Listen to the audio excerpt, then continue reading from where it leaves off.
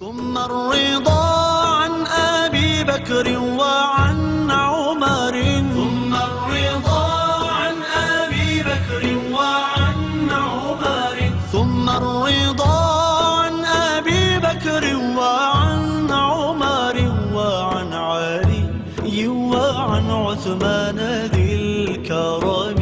مولاي صل وسلم دائما أبدا على حبيبك خير الخلق كلهم. نحمده ونصلي ونسلم على سيدنا ومولانا محمد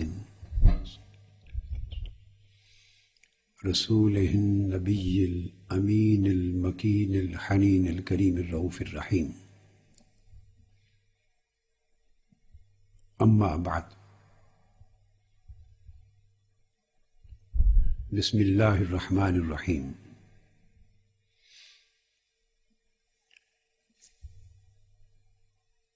محترم مشائخ اعظام، علماء کرام، اساتذہ اور طلباء، عزیزان ملت، خواتین و حضرات اور جملہ سامعین و ناظرین، اللہ رب العزت کا شکر ہے جس کی توفیق سے ہم ایک نہایت ہی اہم اعتقادی اور تاریخی موضوع پر ایک سلسلہ وار گفتگو کر رہے ہیں، اور ہماری کوشش ہے کہ اس موضوع سے متعلق جتنے ضروری پہلو ہیں، یعنی اس موضوع کے جتنے لوازمات اور متعلقات ہیں، وہ ممکنہ حد تک سارے کے سارے ہماری گفتگو کے احاطہ میں آ جائیں، اور ایک مطالعہ اور تحقیق کے نتیجے میں ایسی صورت پیدا ہو کہ امت میں جو افتراق اور انتشار کی کیفیت ہے اور اعتقادی اعتبار سے انتہا پسندی کی کیفیت ہے، اس میں کمی آئے، اور ممکنہ حد تک موضوع زیر غور کے حوالے سے لوگ اعتدال کی طرف آ سکیں۔ جیسا کہ میں نے عرض کیا کہ ہر دو سمت کسی نہ کسی لحاظ سے انتہا پسندی کا بری طرح شکار ہوئے۔ خارجیت نے اہل سنت کا لبادہ اوڑھ کر اہل سنت کے عقائد کو حتی الوسع بگاڑنے اور مسخ کرنے کی کوشش کی۔ اسی طرح رافضیت نے اہل تشیع میں داخل ہو کر انتہا پسندی اور صحابہ کرام کی شان میں بے ادبی اور گستاخی کی انتہا کی، اور ان کے عقائد کو بھی اعتدال سے بہت حد تک ہٹانے کی کوشش کی۔ ہر دو فریق کے لیے ضروری ہے کہ وہ ان عناصر کو پہچانیں جن کا مقصد صرف امت مسلمہ میں تفرقہ اور انتشار کی آگ لگانا ہے، اور اس بحث کے نتیجے میں مسلمانوں کے ایمان کو بسم کرنا۔ اب ظلم کی انتہا یہ ہو چکی ہے کہ میں نے خود سنا ہے یہ بات اپنے کانوں کے ساتھ، اور ٹی وی پر دیکھا ہے۔ بعض حضرات ٹی وی پر بیٹھ کے خلفائے راشدین کو بار بار ایک بار دو بار نہیں، جب بھی بات کی ان کو نو مسلم کہہ کے یاد کر رہے ہیں، ان کا ذکر کرتے ہیں، نو مسلموں کی یہ بات ہے۔ کبھی ان کو غاصب کہنا، کبھی ظالم کہنا، کبھی جابر کہنا، کبھی منافق کہنا، استغفر اللہ العظیم، کبھی نو مسلم کہنا، اور یہ کہہ کر کہ طویل زمانہ کا جو کفر و شرک تھا اور گمراہی و ضلالت تھی وہ نو مسلموں کی طبیعتوں سے باہر نہیں جا سکا، طبیعتوں میں تبدیلی اور انقلاب نہیں آ سکی۔ کبھی انہیں بنی اسرائیل کی اس منحرف قوم کی مثال دے کر گمراہ قرار دینا جو سامری کے کہنے پر بچھڑے کی پوجا کرنے لگ گئے تھے، ایگزیکٹلی ان کے مماثل کہنا کہ جس طرح بنی اسرائیل کی وہ گمراہ قوم 40 برس یا کم و بیش سال ہا سال کی موسیٰ علیہ السلام کی صحبت میں رہ کر اور معجزات دیکھ کر مومن نہیں ہو سکی تھی، اسی طرح یہ لوگ 23 برس تک حضور علیہ السلام کے ساتھ رہ کر مومن نہ ہو سکے۔ یہ پروپیگنڈا جب ٹی وی پر برسر عام کیا جا رہا ہو اور یہ زبان استعمال ہو رہی ہو تو آپ اندازہ کریں کہ وہ لوگ جو دوسری سمت بھی اعتدال پسند تھے، اعتدال پسند ہیں، اعتدال پہ رہنا چاہتے ہیں، کب تک وہ اعتدال پہ رہیں گے؟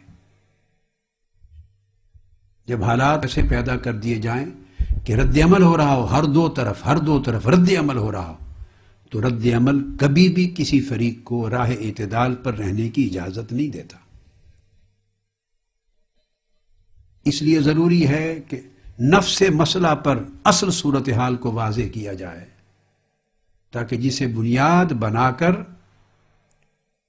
اس گمراہ کن انتہا پسندی کے راستے وضع کیے جا رہے ہیں ان کا سد باب ہو سکے، رکاوٹ آ سکے۔ پچھلی نشست تک میں نے اللہ جل مجدہ کی توفیق سے عقیدہ امامت و خلافت پر اصولی گفتگو کی اور ابتدائی 3 صدیوں کی تاریخ کے آئینے میں اس پر روشنی ڈالی، اور یہ بات کم و بیش 5 گھنٹے کی گفتگو میں نے اس پر کی ہے۔ تصور امامت و خلافت پر کم و بیش 5 گھنٹے، قرآن مجید کے حوالے سے اور پھر اس کے بعد کتب اہل تشیع کے حوالے سے، تاریخ کی کتابیں اور کتب اہل تشیع سے، اور یہ بات اسٹیبلش کی سیدنا امام حسن عسکری علیہ السلام کے زمانہ مبارک تک پورے 300 سال کے قریب جو عرصہ گزرا ہے، ان پوری 3 صدیوں تک امامت اور خلافت کا وہ عقیدہ موجود نہیں تھا اہل بیت اطہار کے اندر، بنو ہاشم کے اندر، آل ابی طالب کے اندر، علویین کے اندر، آل امام حسن اور آل امام حسین کے اندر، بنو فاطمہ کے اندر، جمیع اہل بیت اطہار کی نسلوں میں مبارک اور ان کے مبارک گھرانوں میں 300 سال تک امام کے منصوص من اللہ ہونے پر کوئی متفقہ عقیدہ نہیں تھا۔ پھر ایک امام کے بعد دوسرے امام کی وصیت پر، وصیت یافتہ ہونے پر 300 سال تک اتفاق رائے نہیں تھا، اور امامت اور خلافت کا یہ کنسپٹ ہی نہیں تھا نہ سیدنا مولا علی شیر خدا کے وقت۔ اس لیے انہوں نے امامت و خلافت کا یہ بیان، یہ تصور کبھی بیان نہیں کیا۔ ان کے پورے خطبات نہج البلاغہ اس بات پر شاہد عادل ہیں۔ اب یہ گفتگو آگے اور زاویہ ہے نگاہ سے آئے گی۔ امام حسن مجتبیٰ نے یہ کبھی دعویٰ نہیں کیا، امام حسین، امام علی مقام نے علیہ السلام نے یہ کبھی تصور بیان نہیں کیا، امام زین العابدین نے نہیں کیا، سیدنا امام محمد الباقر نے نہیں کیا، سیدنا امام جعفر الصادق نے نہیں کیا، اور علی حاضر القیاس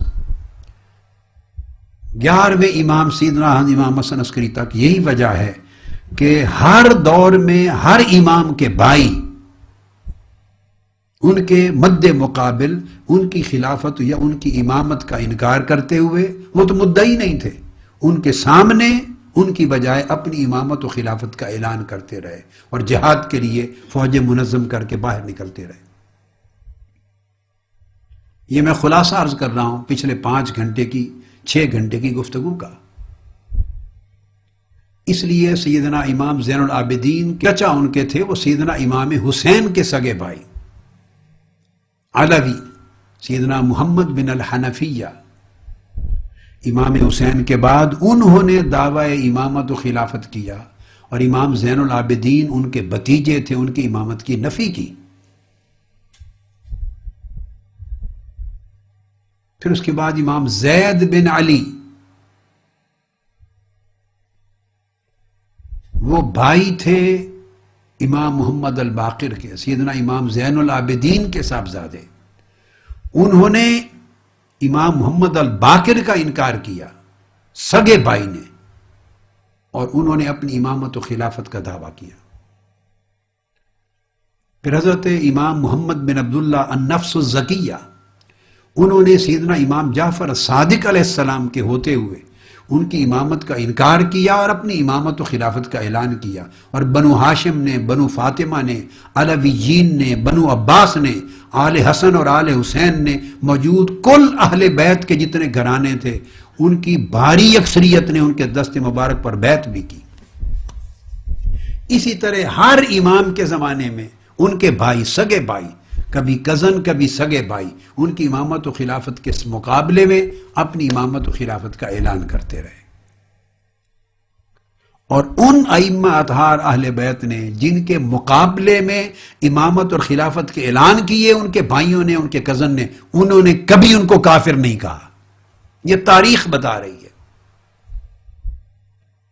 کبھی انہیں اپنی امامت کا منکر نہیں کہا، یہ امام منصوص کا انکاری کہہ کر ان کو جہنمی نہیں کہا، خارج از اسلام نہیں کیا۔ اور یہ عمل 11ویں امام سیدنا امام حسن عسکری تک جاری رہا۔ کبھی تو یہ ہوا کہ ان کے بعد بیک وقت اگر 5 بھائی ہیں، کسی امام کے 5 بیٹے ہیں، تو 5 کے 5 نے امامت اور خلافت کا دعویٰ کیا، کہیں 11 نے خلافت و امامت کا دعویٰ کیا، اور نتیجتاً 100 کے قریب، 80 کے قریب مختلف فرقے شیعہ کے نام سے الگ الگ وجود میں آتے گئے، چونکہ ہر کوئی کسی نہ کسی کو امام مانتا تھا، اور ہر فرقہ اہل تشیع کا، شیعہ کا اعلان کرتا تھا کہ یہ وصی ہیں پہلے امام کے، انہوں نے ان کو جانشین اور وصی بنایا، دوسرا کہتا تھا انہیں نہیں، ان کو جانشین اور وصی بنایا۔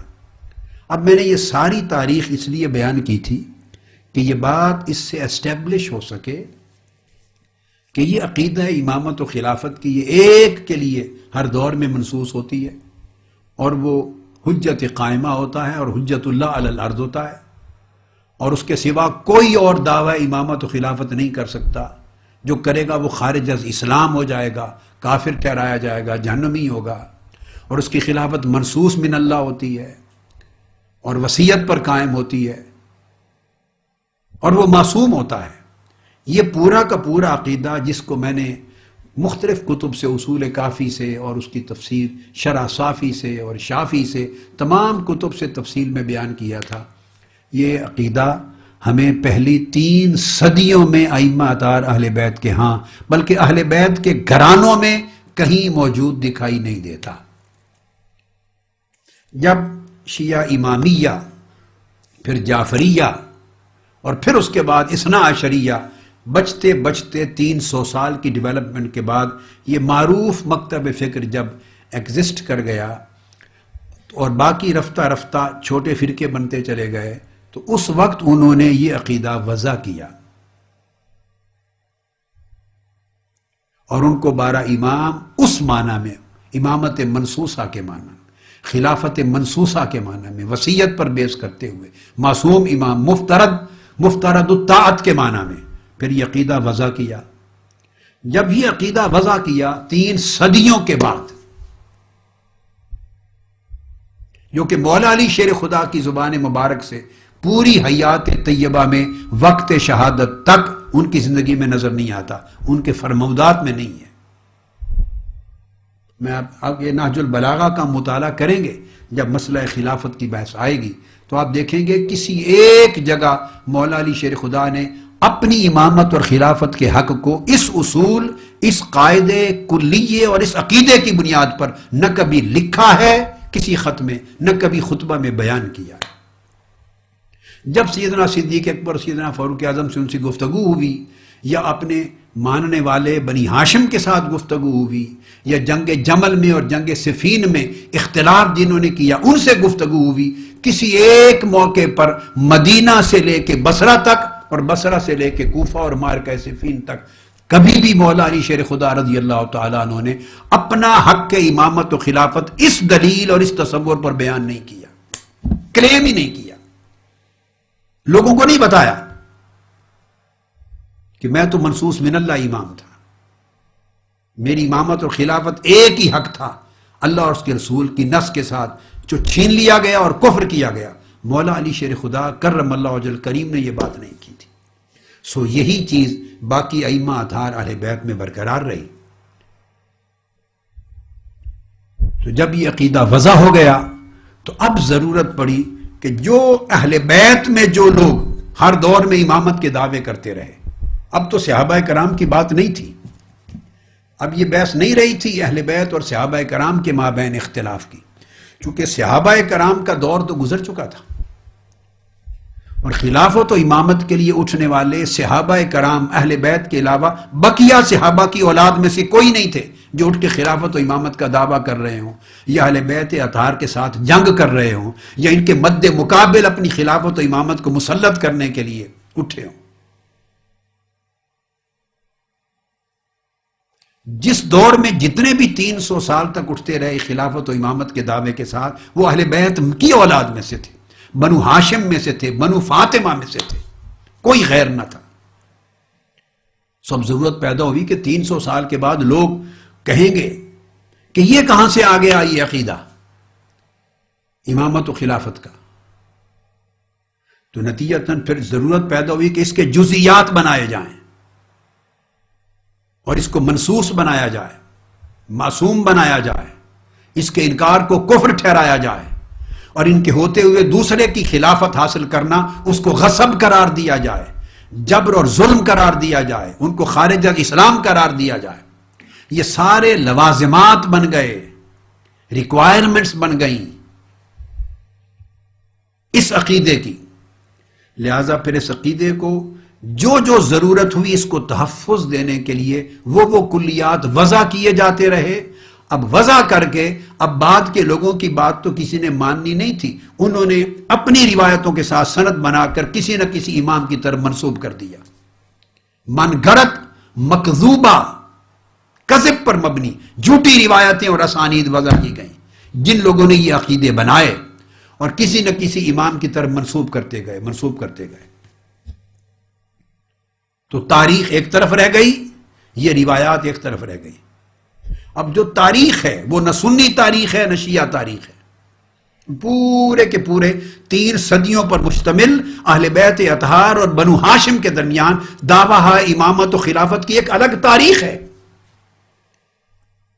یہ بات نہیں ہے کہ وہ سنی کتب تاریخ میں آیا ہے، نہیں، اگر کوئی شیعہ کتب تاریخ بھی ہیں تو ان میں بھی من و ان وہی بات 300 سال تک یکجا آئی ہے۔ میں نے عرض کیا وہ تمام 25 شاہزادگان ائمہ اہل بیت اطہار اور بنو فاطمہ کے 25 کے قریب جو 300 سال میں اٹھے ہیں یا اس سے زائد، ان ساروں کے حالات اٹھا کر دیکھ لیں، جو بھی تاریخ شیعہ، کسی شیعہ مورخ کی تاریخ کی کتاب اٹھا لیں یا سنی مورخ کی اٹھا لیں یا کوئی غیر جانبدار مورخ اٹھا لیں، ان تاریخی واقعات کے بیان میں کسی ایک جگہ بھی باہمی اختلاف نظر نہیں آئے گا، یہ متفق علیہ تاریخ ہے۔ اب 300 سال کے بعد ضرورت محسوس ہوئی اس پوری تاریخ کو رد کر دینے کی کہ کیا قرار دیا جائے ان کو۔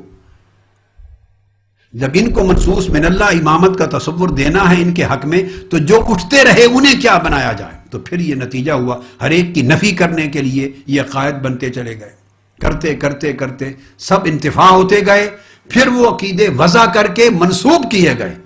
اس وجہ سے یہ فتنہ بنا کہ مولا علی شیر خدا کی وصیت تھی، چونکہ ہر دعوی امامت مبنی بر وصیت تھا، ہر دعوی امامت 300 سال تک دعوی وصیت چلتے رہے۔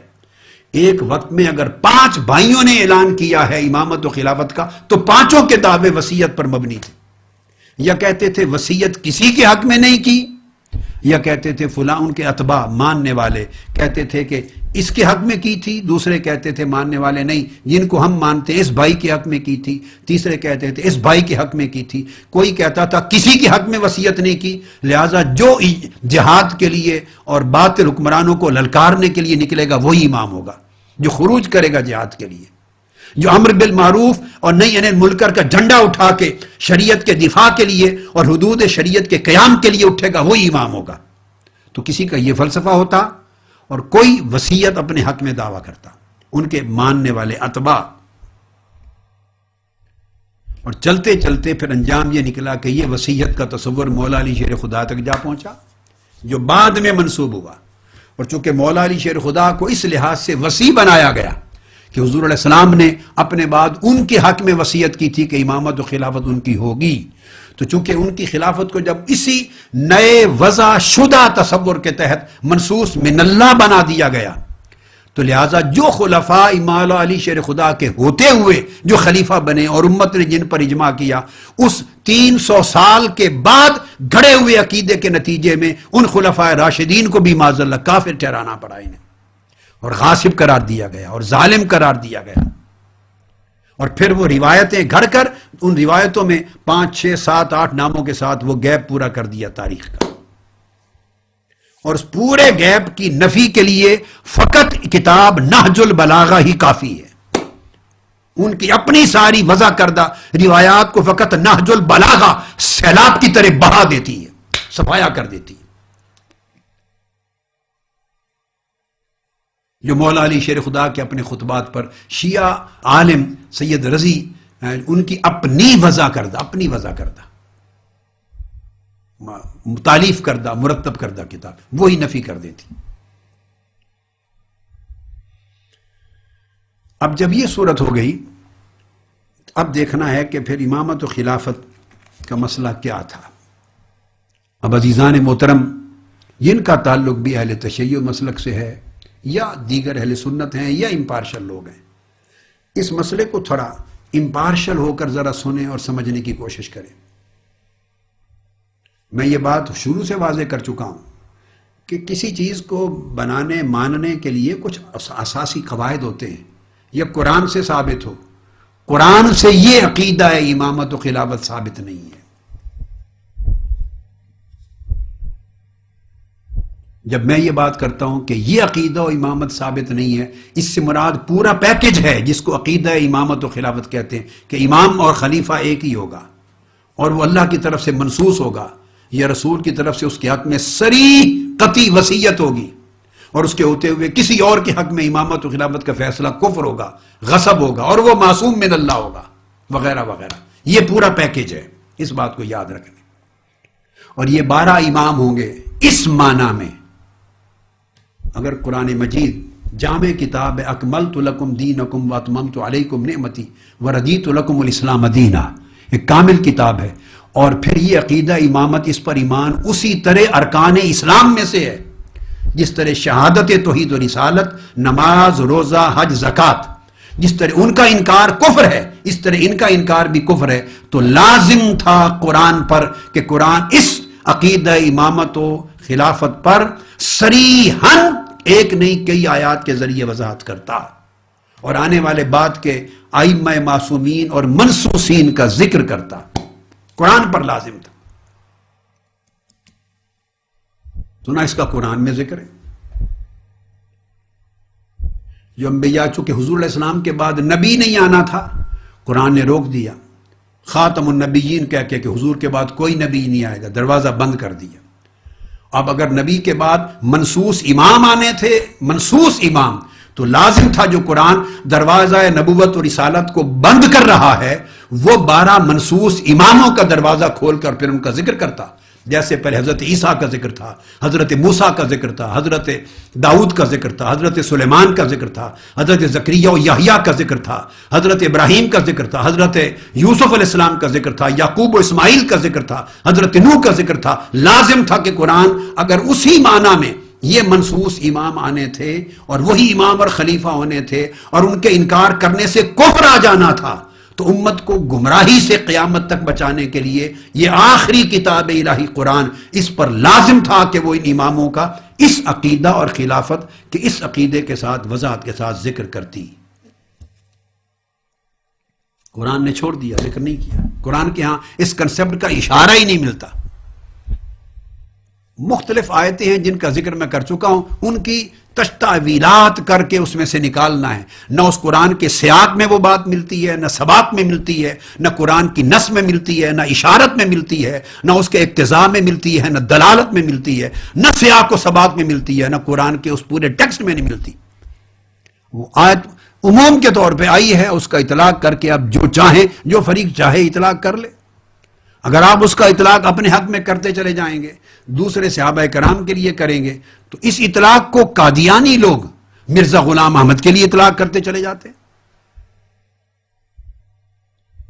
متشابہات ہیں جس کے معنی کو معین قرآن نے نہیں کیا۔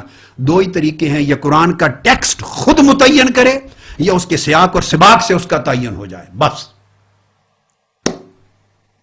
جب اس کا ٹیکسٹ متعین نہیں کرتا، نہ سیاق و سباق متعین کرتا ہے، ثبوت کرتا ہے اس چیز کی، تو آپ اس کا اگر کسی خاص معنی پر اطلاق کرنا چاہتے ہیں تو جو چاہیں کرتے چلے جائیں۔ پھر قادیانی لوگ بھی اسی طرح تعویلات باطلہ کرتے ہیں اور اپنے اوپر اطلاق کر لیتے ہیں، تو یہ ڈھکوسلے کی پھر تفسیریں بن جاتی ہیں، ڈھکوسلانہ تعویلات بن جاتی ہیں، ڈھکوسلانہ تعویلات۔ پھر ہر کوئی اپنے حق میں کر لے گا۔ اور قرآن ایمان کے بدیہی مقدمات کو اور ارکان جیسی بنیادی اصولوں کو اس طرح بے سہارا نہیں چھوڑتا کہ ہر کوئی اپنی تعویل کر کے اس میں سے نکال کے ثابت کرتا پھرے۔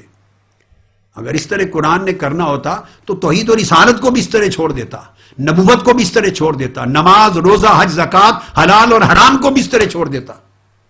پہلی بات تو قرآن ایسا کوئی تصور نہیں دیتا، پھر حدیث نبوی صلی اللہ علیہ وسلم ایسا کوئی تصور نہیں دیتی، ورنہ آقا علیہ السلام نے ہزارہ بشارات دی ہیں، فتوحات کی بشارات دی ہیں، ادوار فتن کی بشارتیں دی ہیں، مختلف ملکوں کا جب اسلام فتح کرے گا قسطنطنیہ تک کی فتوحات کی بشارتیں دی ہیں، فتنوں کی بشارتیں دی ہیں، دجال کے آنے کی بشارت دی ہے، سیدنا عیسیٰ علیہ السلام کے دوبارہ اترنے کی بشارت دی ہے، سیدنا امام محمد مہدی علیہ السلام کے زمانے کی بشارت دی ہے، میری اہل بیت میں سے آئیں گے، یاجوج اور ماجوج کی بشارت دی ہے، سورج کا دوبارہ مغرب کی طرف سے پلٹنا اس کی بشارت دی ہے، نفخہ اولا کی بشارت دی ہے، نفخہ ثانیہ کی بشارت دی ہے، ادوار فتن کا دور اول، دور ثانی، دور ثالث، ساری بشارتیں دی ہیں۔ جب ساری تفصیلات ہزارہ کی تعداد میں کتب حدیث میں جائیں بشارتیں موجود ہیں، اور یہ وہ چھوٹے چھوٹے واقعات کی بھی بشارتیں ہیں،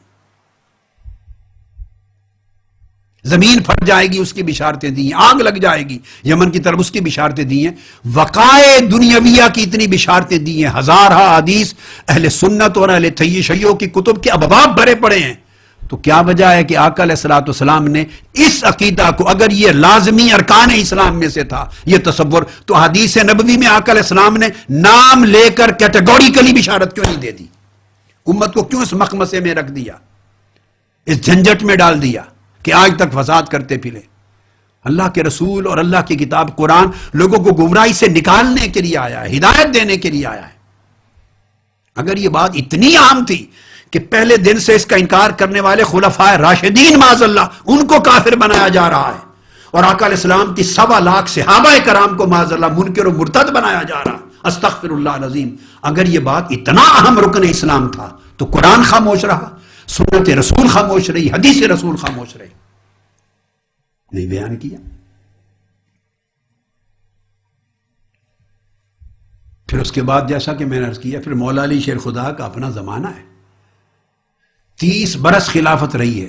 دور صدیق اکبر میں پہلی خلافت کے انعقاد پر مولا علی شیر خدا نے اس عقیدے کو بنیاد نہیں بنایا، بیان نہیں کیا۔ 10 سال عہد فاروقی میں مولا علی شیر خدا نے کبھی ایک خطبے میں یہ بات نہیں کہی، 12.5 سال عہد عثمانی میں کسی ایک خطبے میں مولا علی شیر خدا نے یہ بات نہیں کی۔ 5 سال اپنی دور خلافت میں، پہلے تو آپ کو یہ کہہ لیں گے معاذ اللہ استغفر اللہ کے وہ ان کو کوئی زد و کوب کا ڈر تھا، یہ تھا، جو کہ ان کی شان کے خلاف ہے. وہ شیر خدا ہیں، ان کو کسی کا ڈر نہیں. جب وہ لیڈ کر کے جو کوئی فتح نہیں کر سکا خیبر کا قلعہ، جب مولا علی شیر خدا تنہا فتح کر کے اس ایک دروازہ خیبر کو اٹھا کے پھینک دیتے ہیں، اور مولا علی شیر خدا کو اللہ کا شیر اور اللہ کی تلوار کہا جاتا ہے، ان کو کیا خوف ہے؟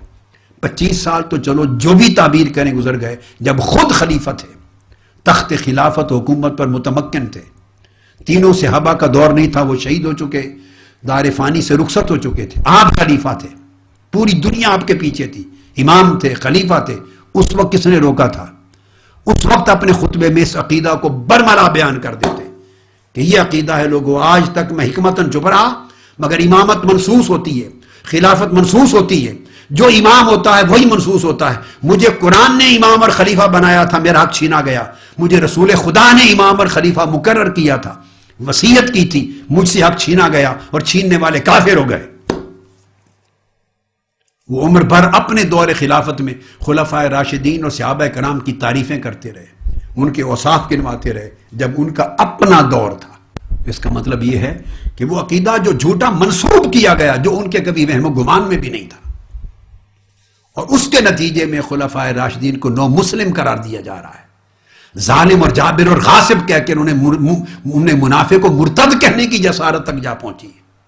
استغفر اللہ العظیم. اب سوال پیدا ہوتا ہے کہ پھر امامت و خلافت اور خلفائے راشدین کی خلافت راشدہ، اس کی حقیقت کیا ہے؟ آئیے 3-4 امکانات ہیں. میں بڑے آرام سے بات کو سمجھاتا ہوں، بڑی توجہ سے آپ سمجھنے کی کوشش کریں. ایک قول تو جیسا کہ میں نے عرض کیا،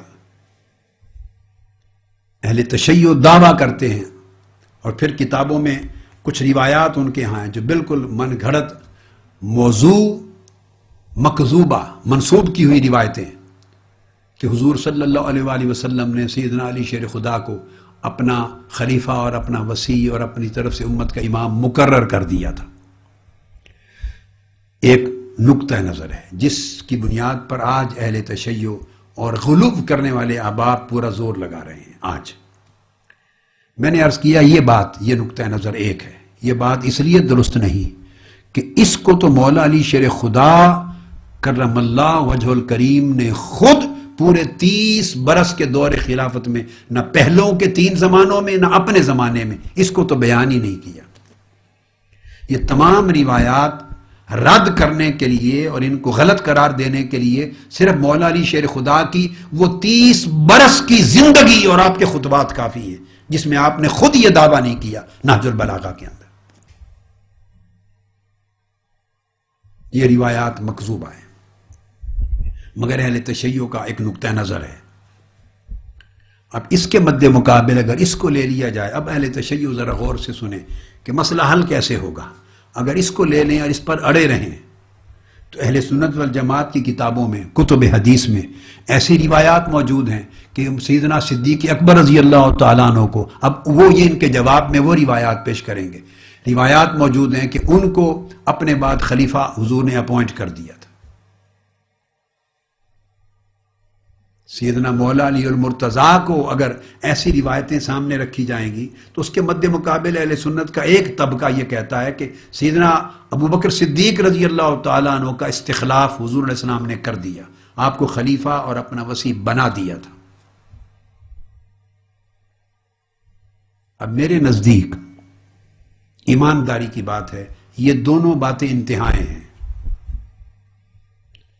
کسی کو اپنے بعد امت کے لیے امام، ولی الامر، خلیفہ، امیر مقرر کرنا کہ وہ خلافت کے تخت پر متمکن ہوگا میرے بعد، ایسا کوئی صحیح حکم روایت صحیحہ کے ساتھ نہ سیدنا علی شیر خدا کے حق میں ثابت ہے، نہ سیدنا صدیق اکبر رضی اللہ تعالیٰ عنہ کے حق میں ثابت ہے. اب اس کے بعد ایک پوزیشن اور آ جاتی. اس پوزیشن میں روایات دونوں طرح درست ہیں، اہل سنت کی کتب حدیث میں بھی، اہل تشیع میں بھی، اور وہ یہ کہ ایسی احادیث ہیں جو فضائل اور مناقب علی المرتضیٰ علیہ السلام بیان کرتی ہیں. پہلی بات آپ سمجھ گئے، یعنی میں اس کو پریپوزیشن اے کہہ رہا ہوں. آپشن اے کہ جس میں یہ سمجھا جائے کہ اہل تشیع کہتے ہیں کہ کیٹیگوریکلی ایکسپریسلی صریحاً حضرت علی شیر خدا کو خلیفہ اور وصی حضور علیہ السلام نے اور امام امت کا مقرر کر دیا تھا. ایک بات. اس کے مد مقابل اہل سنت کی ہاں روایات ہیں کہ سیدنا ابو بکر صدیق کو مقرر کر دیا تھا.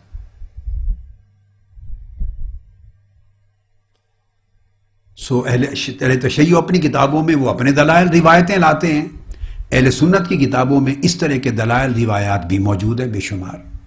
ایک طبقہ اہل سنت میں اسی کا قائل ہے کہ سیدنا ابو بکر صدیق رضی اللہ تعالیٰ عنہ کی خلافت نص سے ثابت ہے، جیسا کہ اہل تشیع کہتے ہیں کہ نص سے ثابت ہے، حکم رسول سے.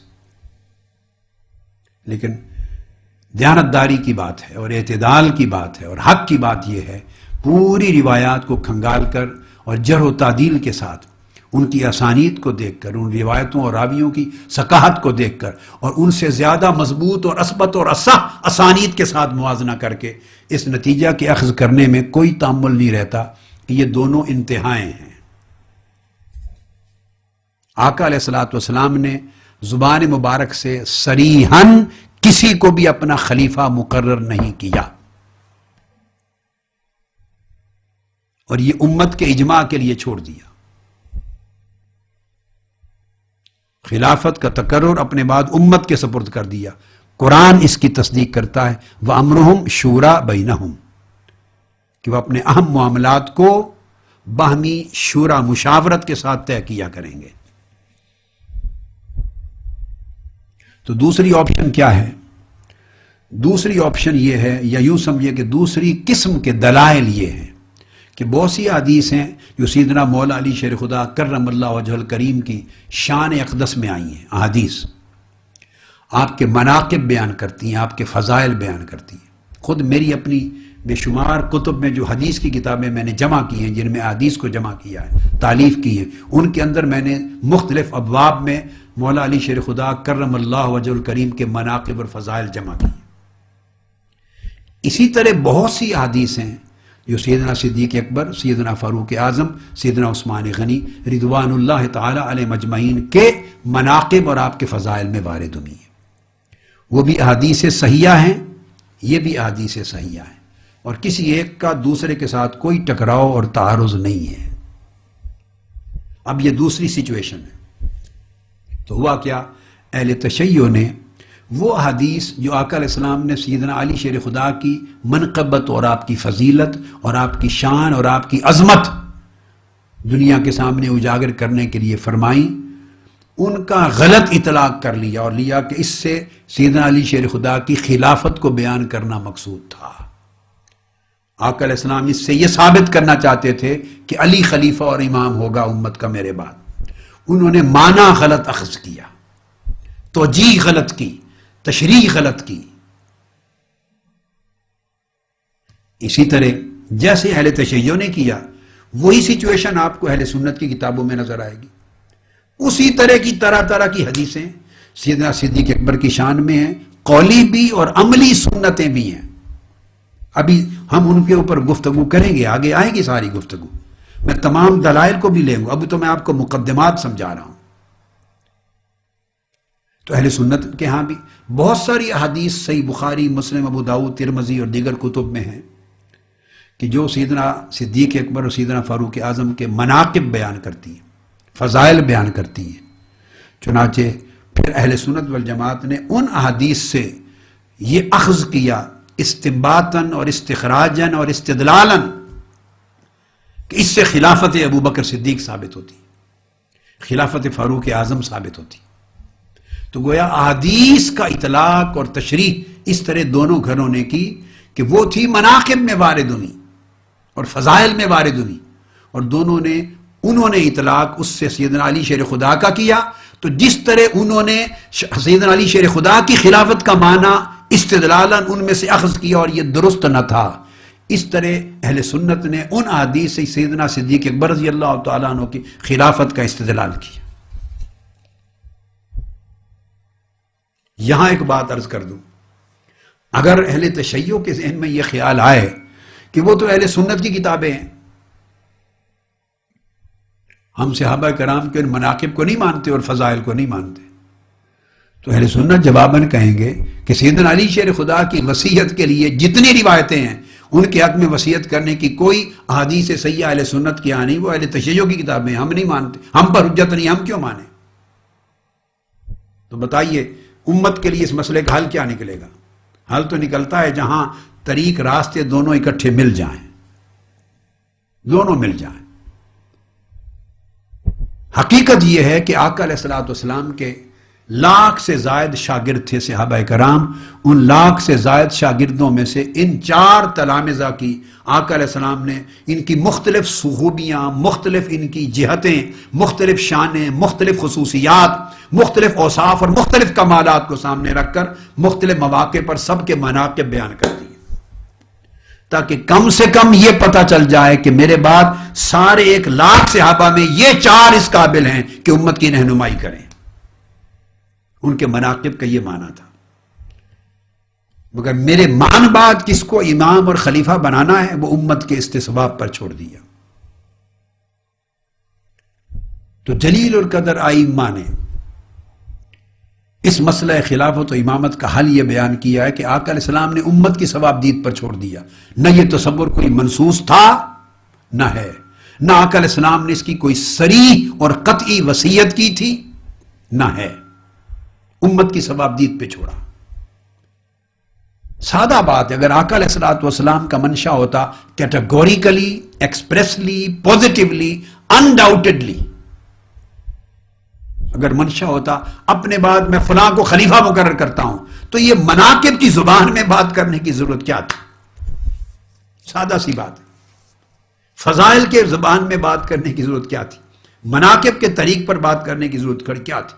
کھڑے ہوتے صریحاً لفظ بول دیتے، لوگوں سنو میرے بعد، میرے وصال کے بعد یہ خلیفہ ہوگا، دیٹس اٹ، یہ تمہارا ولی الامر ہوگا، اس کی اطاعت کرنا، یہ خلیفۃ المسلمین ہوگا۔ ایک جملہ، رسول پاک صلی اللہ علیہ وسلم کو آخر رکاوٹ کیا تھی صریحاً یہ بات امت کو منتقل کرنے اور بتانے میں؟ کیوں نہیں بتائی؟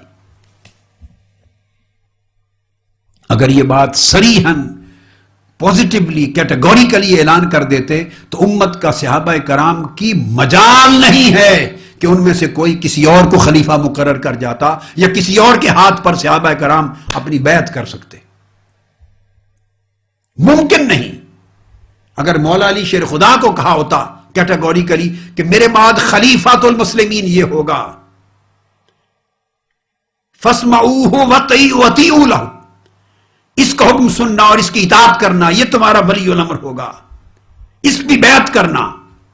اگر کیٹیگوریکلی میرے بعد اپنا امام، امت کا خلیفۃ المسلمین نام لے کر ڈکلیئر کر دیتے، حکم کر دیتے، لاکھ صحابہ کرام میں سے کسی کی گنجائش نہیں تھی، جرأت نہ تھی کہ علی شیر خدا کو چھوڑ کے کسی اور کے ہاتھ پر بیعت کر دیتے۔ اور اگر ایسا حکم ہوتا کیٹیگوریکلی، تو میں اور بات بتاؤں، جو بنو ہاشم موجود تھے، اب یہ تو کتب شیعہ حضرات میں بھی آتا ہے کہ پہلے دن جب خلافت کا معاملہ ہوا یا دوسرے دن تو 10-12 تو بنو ہاشم کے عظیم جلیل القدر ہستیاں تھیں، اور 10-12 وہ صحابہ کرام کے نام بھی لکھتے ہیں، جن میں حضرت عبداللہ بن عمر کو بھی لکھتے ہیں، وہ مولا علی شیر خدا کے قریب بیٹھے ہیں، ان کی اپنی تمام کتب میں 22-23 افراد کا ذکر بنو ہاشم میں سے اہل بیت میں، اور 10-12 صحابہ کرام کا ذکر تو ان کی کتابوں میں آتا ہے کہ مولا علی شیر خدا کے پاس بیٹھے تھے۔ جس اہل بیت کا ایک جوان حضرت علی اکبر تلوار لے کر میدان کربلا میں نکلتا تھا تو ہزاروں کی تعداد میں یزیدی لشکر بھیڑ بکریوں کی طرح ایک علی اکبر کے سامنے دوڑ جاتے تھے، اور پشتوں کے پشتے ایک جوان بنو ہاشم کا ان کو لگا دیتا تھا۔ ایک سیدنا قاسم بن امام حسن جس طرف نکلتا تھا، یزیدی لشکر اور فوجی بھیڑ بکریوں کی طرح، بھیڑوں کی طرح بھاگ جاتے تھے۔ ان کے کردار کو دیکھیے، ان کی جرتوں کو دیکھیے، ان کی بہادریوں کو دیکھیے۔ جہاں 23 بنو ہاشم اور صحابہ مولا علی شیر خدا کے پاس بیٹھے ہوں، اور اگر وصیت رسول نے کی ہو تو رسول کی واضح کی ہوئی وصیت کا انکار کفر ہے۔ کوئی اس کو غصب کرنے لگے تو گویا دین میں انحراف ہو رہا ہے وصال رسول کے فوری بعد۔ زکوٰۃ دینے والوں نے زکوٰۃ سے انکار کیا تو ہزاروں کی تعداد میں لشکر ان کے خلاف جہاد کے لیے نکل پڑا. جھوٹا دعویٰ نبوت ہوا، لشکر نکل پڑے جہاد کے لیے، مرتدین کے خاتمے کے لیے لشکر نکل پڑے. مولا علی شیر خدا کا اپنا عمل دیکھیے. ان کے دست مبارک پر بیعت ہوئی، حضرت طلحہ اور حضرت زبیر دو، انہوں نے بیعت کر کے کوفہ کی طرف جا کے انکار کر دیا. یا جنگ صفین میں جنہوں نے آپ کے مقابلے میں خلافت کا اعلان کر دیا، وہ مولا علی شیر خدا جن کی خلافت کا انکار ہوتا ہے، وہ صفین تک جنگ کرنے کے لیے جاتے ہیں. اور شہر مدینہ کے اندر اگر خلافت حقہ اور امامت حقہ جو رسول کی وصیت اور اللہ کی نص کے ساتھ ثابت ہے، اگر وہ چھینی جا رہی ہو تو مولا علی شیر خدا اور خود بنو ہاشم اور جتنے صحابہ کرام موجود تھے وہ میدان کارزار میں نہ نکل آئے تلواریں لے کر. کیا یہ ایمان گوارا کرتا؟ اگر یہ دین سے پہلے ہی دن انحراف ہو رہا تھا بطریق غصب، بطریق جبر، بطریق ظلم، مولا علی شیر خدا کیوں تلوار لے کر باہر نہیں آئے؟ اگر وہ جرم ہے تو اتنے جرم کے اندر مولا علی شیر خدا بھی شریک ہیں، کل بنو ہاشم بھی شریک ہیں، اور ان کے سارے شیعان علی بھی شریک ہیں. وہ جبر غصب کرنے والے تھے معاذ اللہ، تو یہ غصب کروا کے چپ بیٹھنے والے تھے معاذ اللہ. اگر ادھر ظلم ہو رہا تھا تو ادھر ظلم کا راستہ ہموار کیا جا رہا تھا چپ رہ کر. اور ایک موقع نہیں ہے، 25 سال چپ رہے. ایسا کوئی کرتا ہے؟ 25 سال رہے.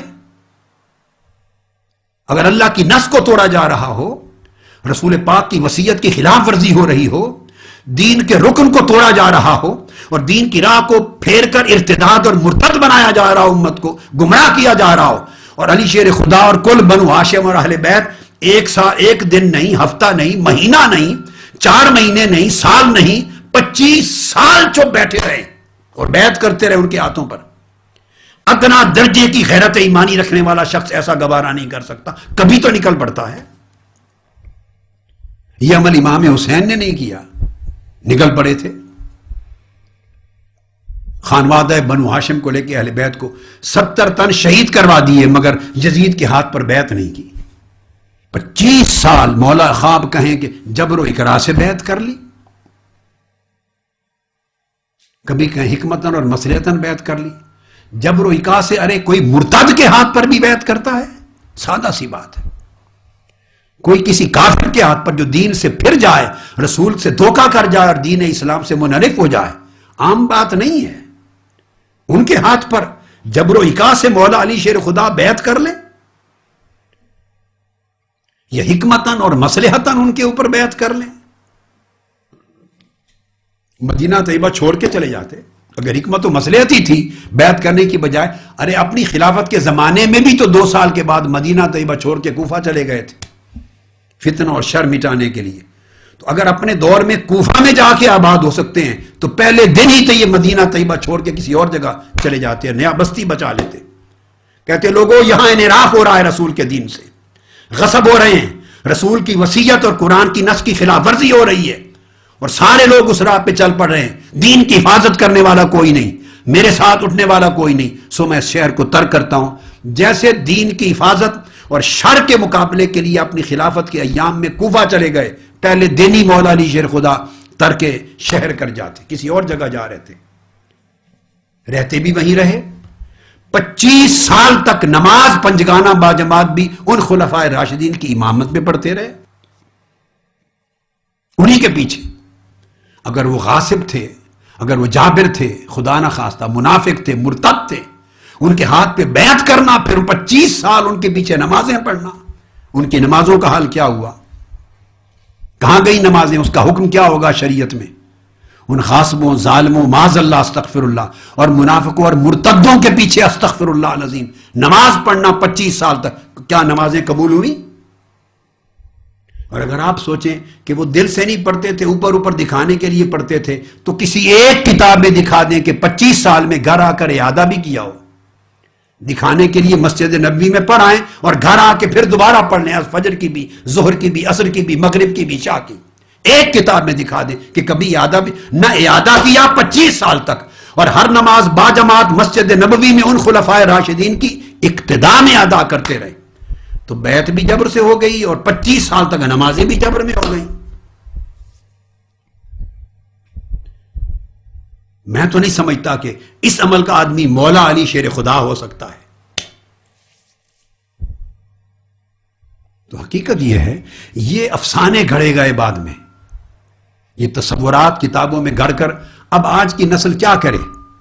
ان کو بڑے بڑے پاکیزہ نام روایتوں میں درج کر دیے، جیسے موضوعات کا زمانہ تھا وضع کرنے کا. یہ فلاں نے کہا، فلاں نے کہا، امام رضا نے کہا، فلاں نے کہا، امام موسیٰ کاظم نے فرمایا. اور یہ بھی نہ سوچا کہ ان کو بنا کے تو مولا علی شیر خدا کا کیا بچے گا. پھر مولا علی شیر خدا کو اور ان ائمہ اطہار کو بچانے کے لیے پھر نیا عقیدہ تقیہ گڑا گیا کہ یہ بھی شریعت میں حکم ہے، جائز ہے کہ اپنے دل کی بات اندر رکھو اور اوپر کچھ اور کرتے رہو. پھر ان کی پوزیشن کو سیف گارڈ کرنے کے لیے، سیکیور کرنے کے لیے، تانے سے بچانے کے لیے پھر نیا عقیدہ گھڑ لیا. کسی شے کی ضرورت نہیں پڑتی مصنوعات کی. سادہ طریقہ اگر یہ رکھ لیا جائے کہ یہ مناقب اور فضائل تھے اور آقا علیہ السلام نے چاروں کے بیان کر دیے، امت کو ایک عمومی ہدایت دے دی، بھئی سارے 1,00,000 سے زائد صحابہ میں سب سے اونچے درجے کے میرے 4 شاگرد ہیں، یہ تیار کیے. جس کو چاہنا اپنے اپنے وقت کے مطابق جس پر اجماع ہو امام اور خلیفہ بنا لینا. یہ 4 ہیں میرے کل. یہ لب لباب خلاصہ ہے. یعنی کل پہلے آپ سمجھیں کہ میرے 1,00,000 سے زائد 1,25,000 صحابہ میں سے میرے 10,000 ہیں جو فتح مکہ کے دن میرے ساتھ گئے تھے. پھر چن کے بتا دیا ان 10,000 میں بھی اور اونچے دیکھنا چاہو تو 1,500 ہیں جو حدیبیہ کے دن بیعت رضوان کے وقت میرے ہاتھوں میں ہاتھ دے کر اپنی جان قربان کرنے، جہاد کرنے کا بیعت کر رہے تھے. وہ سب سے ٹاپ پر 1,500 ہیں. عرض کی یا رسول اللہ 1,500 تو بہت بڑی تعداد ہے، پیچھے کس طرح تعین کریں گے کہ آپ کے بعد نائب کون ہو؟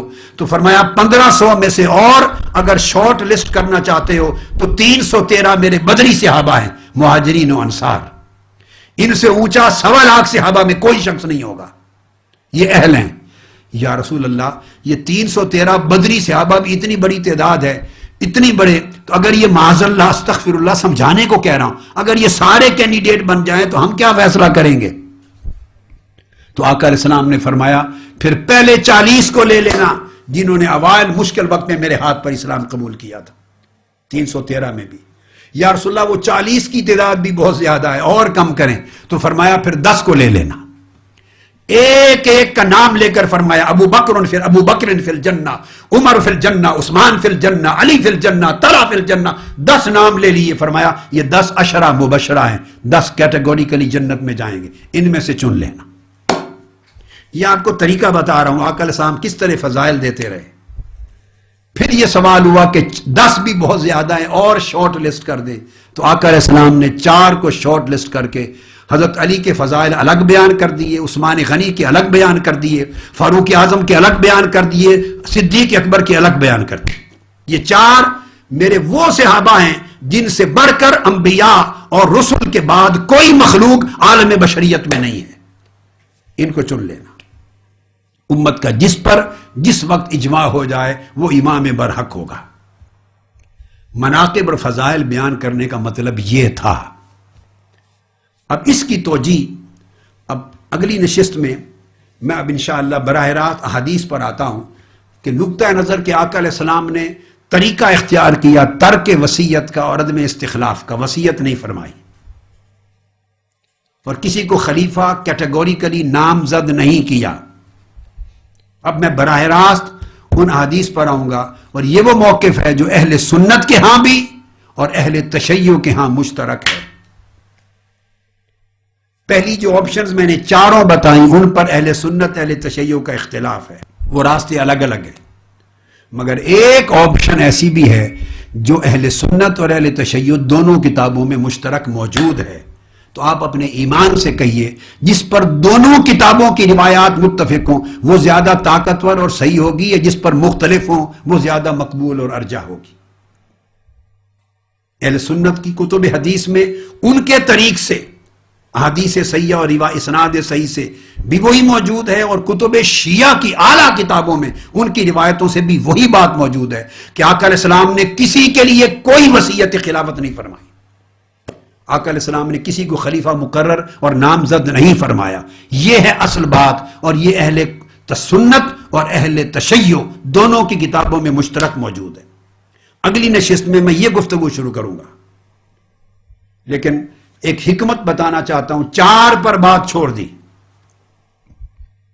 کیوں چھوڑ دی؟ اب جو 4 کی خلافت مقرر ہوئی، جس ترتیب سے اس میں رسول پاک صلی اللہ علیہ وآلہ وسلم تو اپنی نگاہ پیغمبرانہ نگاہ سے اس کی حکمت کو دیکھ رہے تھے اور اللہ کی مشیت دیکھ رہی تھی۔ امت نے سب سے پہلے سیدنا صدیق اکبر پر اجماع کیا، حق اجماع ہوا، مشیت الہی یہی تھی، منشاء رسول یہی تھا۔ ان کے بعد سیدنا فاروق اعظم کے ہاتھ پر بیعت ہوئی، حق ہوئی، کیونکہ مشیت الہی اور منشاء رسول یہ تھا۔ سیدنا عثمان غنی کے ہاتھ پر تیسرے مقام پر بیعت امت نے اجماع کیا، مشیت الہیہ یہی تھی، منشاء رسول یہ تھا۔ چوتھے درجے میں مولا علی شیر خدا کے دست اقدس پر بیعت بھی، خلیفہ مقرر ہوئے، حق ہوئے، کیونکہ منشاء الہی رسول یہی تھا، مشیت الہیہ یہ تھی۔ آپ کہیں گے کیسے؟ حضرت شیخ اکبر محی الدین ابن العربی رضی اللہ تعالیٰ عنہ نے ایک لطیف راز کی بات کی ہے۔ عقدوں کے حل، جھگڑوں کے سارے حل اور تمام نزاعات کا ارتفاع اولیاء کی باتوں میں ہوتا ہے۔ حضرت شیخ اکبر نے ایک بات کی رضی اللہ تعالیٰ عنہ، اور فرمایا کہ 4 صحابہ کرام جس ترتیب سے خلیفہ بنے یہ مشیت الہیہ تھی اور یہی حق تھا، اس لیے کہ اللہ رب العزت کے ہاں قانون ہے، ہر ایک کی موت کا وقت مقرر ہے۔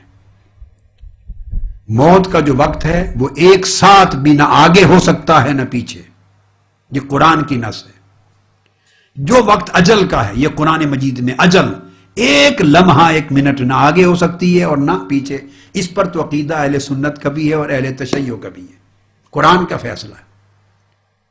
آقا علیہ السلام نے 23 برس میں عمومی تربیت تو 1,00,000 صحابہ کی اور 10,000 کی، اور خصوصی تربیت تو 1500 یا 10,000 کی تھی، مگر خاص الخاص صحبت و تربیت کا جو فیض ان 4 کو ملا تھا اس میں اتنا کوئی شریک نہ تھا۔ اب آقا علیہ السلام چاہتے تھے، 4 میں جدا جدا خصوصیات تھی، جدا جدا خصوصیات تھی، ہر ایک کو الگ الگ حکمتوں سے مالا مال کر دیا تھا، الگ الگ اوصاف کے ساتھ ہر ایک کو تیار کر دیا تھا۔ آقا علیہ السلام چاہتے تھے کہ میری امت ان 4 کے تجربوں سے فائدہ اٹھائے، ان 4 کو جو فیوزات، جو کمالات، جو اوصاف، جو تمیزات، امتیازات عطا کیے گئے ہیں، ہر ایک سے امت فائدہ اٹھائے اور ہر ایک کو موقع ملے کہ اپنے اپنے دور میں امت کو فیضیاب کرے اور قیادت کرے۔ آقا علیہ السلام چاہتے تھے کہ یہ 4 قیادت کریں میری امت کی، اور اپنی اپنی صلاحیتوں کے مطابق 4 راہ ہدایت امت کو دکھائیں اور خلافت و نیابت کا فریضہ ادا کریں۔ یہ تھا منشاء رسول۔ مشیت ایزدی یہ تھی کہ 4 کی وفات کا وقت مقرر ہے، ایک لمحہ نہ آگے ہو سکتا ہے نہ پیچھے، کوئی خلیفہ بنے یا نہ بنے، موت کا وقت ہر ایک کا مقرر ہے، کوئی مقرر ہو خلیفہ یا نہ ہو، جو اجل کا وقت ہے وہ ہر ایک کا مقرر ہے۔ اب یوں سوچئے، یہ حضرت شیخ اکبر محی الدین ابن العربی نے یہ بات فرمائی، اگر سب سے پہلے مولا علی شیر خدا خلیفہ بن جاتے تو ان کی وفات کا اجل کا وقت مقرر تھا 40 ہجری، وہ سن 40 تک ہی حیات رہتے اور خلافت کا فریضہ انجام دیتے۔ سیدنا ابو بکر صدیق کا اجل کا وقت مقرر تھا 2.5 سال بعد، وہ بھی وصال فرما جاتے۔ ان کے 10 سال بعد سیدنا فاروق اعظم کا وقت اجل مقرر تھا، وہ بھی وصال فرما جاتے۔ ان کے 12.5 سال بعد سیدنا عثمان غنی بھی وصال فرما جاتے۔ تینوں صحابہ تو سیدنا علی شیر خدا ہی کی زندگی میں اور انہی کے دور خلافت میں وصال فرما جاتے، تو گویا امت ان تینوں کی قیادت اور رہبری کے فیوزات سے محروم رہ جاتی، اور حضور کے 4 شاگردوں میں سے ایک کو موقع ملتا قوم کی قیادت کرنے کا، 3 سے قوم محروم ہو جاتی۔ مشیت الہی کے ساتھ ترتیب یہ بنائی گئی کہ جس کا وصال پہلے ہونا تھا اسے خلیفہ اول بنا دیا، جس کا سب سے پہلے ہونا تھا، تاکہ اس سے امت مستفید ہو جائے۔ جن کی اجل اس کے بعد مقرر تھی اس کو خلیفہ ثانی بنا دیا، جس کی اجل عند اللہ اس کے بعد تھی اس کو خلیفہ ثالث بنا دیا، اور جس کی اجل چاروں کے بعد اینڈ پر تھی سب سے آخر، اس کو خلیفہ رابع مولا علی شیر خدا بنا دیا۔ اب آپ دیکھیے سیدنا ابو بکر صدیق آقا علیہ السلام کے ٹھیک 2.5 سال بعد وفات فرما جاتے ہیں، اور ان کی وفات سے باقی تینوں میں کسی ایک کو محرومی نہیں ہوتی کہ قوم ان سے استفادہ نہ کر سکے، وہ حیات ہیں۔ ان کے 10 سال بعد سیدنا فاروق اعظم وصال فرما جاتے ہیں، ان کو 10 سال ملتے ہیں امت کی قیادت اور رہنمائی کرنے کا، اور ان کی قیادت اور رہنمائی سے خلافت سے پچھلے 2 محروم نہیں ہوتے، قیادت کے موقع سے برقرار ہے۔ سیدنا عثمان غنی کو 12.5 سال ملتے ہیں، وہ قوم کی رہنمائی کرتے ہیں، اور ان کے اس وقت سے مولا علی شیر خدا محروم نہیں ہوتے، ان کا وقت موجود ہے۔ پھر مولا علی شیر خدا کو 5 سال ملتے ہیں، یعنی صدیق اکبر رضی اللہ تعالیٰ عنہ کے وقت سے 2 گنا وقت ملتا ہے۔ 5 سال ملتے ہیں تو انہوں نے اپنے وقت پر قوم کی قیادت کی ہے۔ تو شیخ اکبر فرماتے ہیں کہ یہ جو ترتیب خلافت ہے یہ منشاء رسول تھا، خاموش اس لیے رہے تھے کیونکہ اللہ کی مشیت یہ دیکھ رہی تھی کہ ان کا اپنا اپنا وقت ہے، امت کے اندر ان کے شعور میں یہ ڈال دیا جائے گا کہ جو اللہ کا منشا ہے اسی کے مطابق اپنے اپنے وقت پر بیعت ہوتی رہے گی، خلافت کا فیصلہ ہوتا رہے گا، اور چاروں آقا علیہ السلام کے اولین شاگردوں کو امت محمدی کی قیادت کا موقع ملے گا۔ یہ حکمت ہے آقا علیہ السلام کے خاموش رہنے کی، کسی کے حق میں سری وصیت نہ فرمانے اور کسی کو سریعن خلیفہ مقرر نہ کرنے کی۔ جب یہ بات ہوئی تو لہذا نہ کوئی کسی کا غاصب ہوا معاذ اللہ، نہ کوئی ظلم کرنے والا ہوا، اور نہ کوئی اس ظلم اور جبر کے خلاف معاذ اللہ خاموش بیٹھے رہنے کا مجرم ہوا، نہ کوئی ظلم اور جبر کرنے کا مجرم ہوا، اور نہ کوئی ظلم اور جبر کے خلاف ہاتھ نہ اٹھا کر ظلم اور جبر سے خاموشی کی شکل میں تعاون کرنے کا مجرم ہوا۔ آقا علیہ السلام نے فرمایا تھا مَن رَأَىٰ مِنکُم مُنکرًا فَلْیُغَیِّرْہُ بِیَدِہِ فَإِن لَّمْ یَسْتَطِعْ فَبِلِسَانِهِ فَإِن لَّمْ یَسْتَطِعْ فَبِقَلْبِهِ وَذَلِکَ أَضْعَفُ الْإِیمَانِ۔ جو ایک برائی کو دیکھے اس مومن کا فرض ہے کہ وہ ہاتھ سے روکے۔ اگر اوپر کے خلفائے ثلاثہ کی خلافت کا انعقاد ایک برائی تھی تو مولا علی شیر خدا کا فرض تھا ہاتھ سے روکنا، خواہ تھوڑے لوگ ہی کیوں نہ ہوتے۔ قرآن کا فیصلہ ہے قلیل اور کثیر پر اعتبار نہیں کیا جاتا، اعتبار اللہ کی مدد اور اس کے اوپر بھروسہ ہوتا ہے۔ جب آقا علیہ الصلوۃ والسلام نے ہجرت فرمائی ہے تو کتنے لوگ تھے؟ کثیر تھے آپ کے ساتھ یا قلیل تھے؟ مکہ سے ہجرت کر کے مدینہ آ گئے۔ جب آقا علیہ السلام نے غزوہ بدر کیا ہے ادھر 1000 آدمی تھے، ادھر 309 تھے، نہتے تھے۔ ہمیشہ آقا علیہ السلام کے ساتھ قلیل ہی رہے۔ تو جب قلیل لوگوں کے ساتھ بھی اعلاء کلمہ حق کی راہ میں کبھی رکاوٹ نہیں بنی، افراد کی قلت، تو مولا علی شیر خدا کے لیے افراد کی قلت رکاوٹ کیوں بن سکتی؟ لہذا اس تصور ترتیب خلافت میں معاذ اللہ نہ کوئی ظلم جبر اور غصب کرنے کا مجرم بنتا ہے، اور نہ ظلم جبر اور غصب کے ساتھ بصورت خاموشی تعاون کرنے کا کوئی مجرم بنتا ہے۔ فَلْيُغَيِّرْ بِیَدِہِ حکم تھا کہ اپنے ہاتھ سے روکے۔ مولا علی شیر خدا اگر اس کو برائی سمجھتے تو اٹھ کے ہاتھ سے روکتے، نہیں روکا۔ پھر فرمایا فَإِن لَّمْ یَسْتَطِعْ فَبِلِسَانِهِ، اگر اتنی طاقت بھی نہ ہو تو زبان سے۔ پھر مولا علی شیر خدا منبر پہ کھڑے ہو کے کم سے کم خطبہ دے کر کہتے یہ غاصب ہیں، جارے ہیں، ظالم ہیں، میری منصوص امامت و خلافت کا انکار کر کے کافر ہو گئے ہیں، امت کی رہنمائی کرتے۔ استغفر اللہ العظیم، نقل کفر کفر نہ باشد۔ تو گویا یہ فریضہ ایمان دوسرے درجے کا بھی ادا نہ کیا، بیعت بھی کی بڑے مجمع میں تینوں کے ساتھ، اور ان کے مشیر اور وزیر بھی رہے، معاون کار رہے۔ اور پھر تیسرا ہے کہ فبقلبہ، اگر اتنی طاقت بھی نہ ہو تو دل سے برا جانے، اور آقا علیہ السلام نے فرمایا یہ کمزور ترین ایمان ہے۔ تو جس کو تقیہ کہا جاتا ہے یہ کمزور ترین امام ہے. اگر امام جو اللہ کی طرف سے منصوص و معصوم ہے وہ کمزور ترین ایمان کے درجے میں ہوگا تو باقی ان کے نیچے ماننے والے کس تقوی میں جائیں گے؟ ان کے ایمان کے درجے کب بلند ہوں گے؟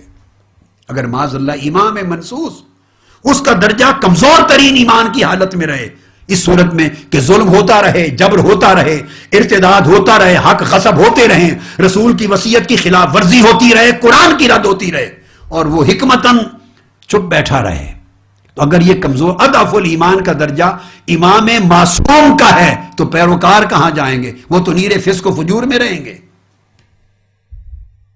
ایسا نہیں ہو سکتا. مولا علی شیر خدا کا کردار یہ نہیں ہو سکتا. اس لیے حق یہی ہے کہ آقا علیہ الصلوۃ والسلام نے کسی کے حق میں کوئی وصیت نہیں کی اور کسی کو خلیفہ مقرر اور نامزد نہیں فرمایا. یہ امر امت کی مشاورت پہ چھوڑ دیا. وَأَمْرُهُمْ شُورَى بَيْنَهُمْ پہ چھوڑ دیا.